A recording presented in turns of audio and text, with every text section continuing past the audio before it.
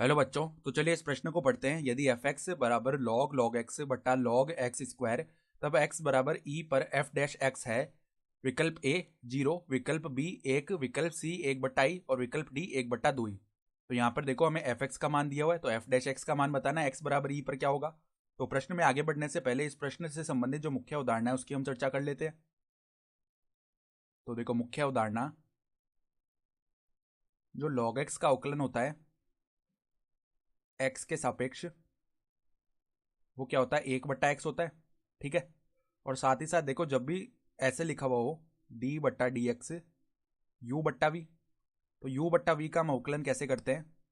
पहले हम क्या करते हैं वी स्क्वायर कर देते हैं। ठीक है।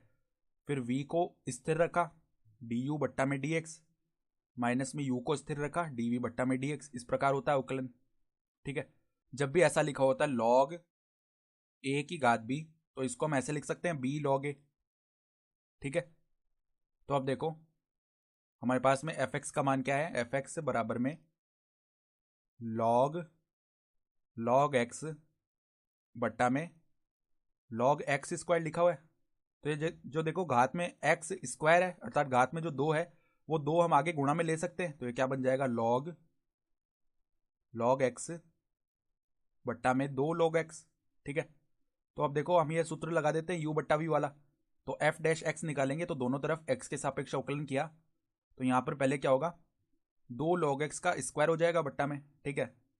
तो 2 log x का तो हो गया स्क्वायर। फिर देखो हम स्थिर रखेंगे 2 log x को और अवकलन कर देंगे जो ऊपर लिखा हुआ है। क्या लिखा हुआ है log x। तो पहले देखो log x का अवकलन 1/x होता है, तो log x का अवकलन किया तो पहले तो 1/log x आएगा। फिर श्रृंखला नियम से जो अंदर का log x है उसका पुनः अवकलन करेंगे, तो क्या आ जाएगा हमारे पास में 1/x। ठीक है। ये बन जाएगा। फिर देखो माइनस में अब log x को स्थिर रखा और अवकलन कर देंगे 2 log x का। ठीक है। तो 2 तो आगे आ गया और log x का अवकलन क्या हो जाएगा 1/x। ठीक है। तो यहाँ पर देखो log x से log x भाग हो जाएगा। ठीक है।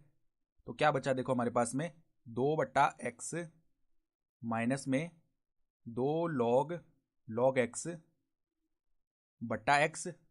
ठीक है। और बट्टा में क्या है 2 log x, इसका वर्ग है। ठीक है।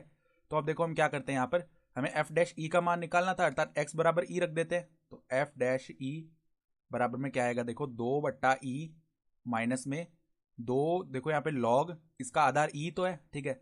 2 log आधार ई लॉग ई बन जाएगा। ठीक है। और इसके बट्टा में क्या आ जाएगा ई आ जाएगा।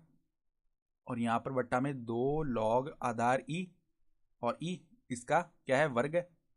ठीक है। तो यहाँ पर देखो log ई का मान क्या होता है 1 होता है और log 1 का मान क्या होता है 0 होता है। तो पहले देखो log ई का यहाँ पर मान 1 हो जाएगा, फिर log आधार ई 1 इसका मान 0 हो जाएगा।